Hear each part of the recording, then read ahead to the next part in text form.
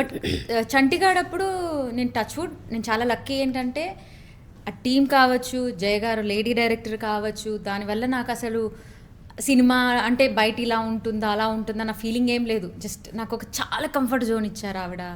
నేను ఎలా చెప్తే అంటే నాకు ఇది కంఫర్ట్ లేదు.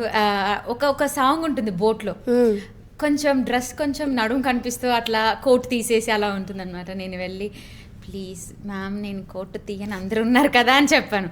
నో ప్రాబ్లం, నువ్వు కోటు తీయక్కర్లేదు అని చెప్పిన ఆవిడ అక్కడ చేయనీయకుండా, అది పాలకొల్లు రాజమండ్రిలో చేసామన్నమాట, ఒక బోట్ సెటప్ వేసి. సో అక్కడ చేయనివ్వకుండా ఆవిడ మళ్ళీ ఇక్కడికి వచ్చి పద్మాలయ స్టూడియోస్లో దానికోసం మళ్ళీ సెటప్ పెట్టి ఇక్కడ సపరేట్గా ఎవరు లేకుండా షూట్ చేసింది ఆ కోట్ తీసిన సీన్స్ నాకు స్పెషల్లీ మీకోసం. అంటే నాకు ఆ కంఫర్ట్ జోన్ కోసం నా కోసం కొన్ని చేసి అలా చేసింది ఆవిడ.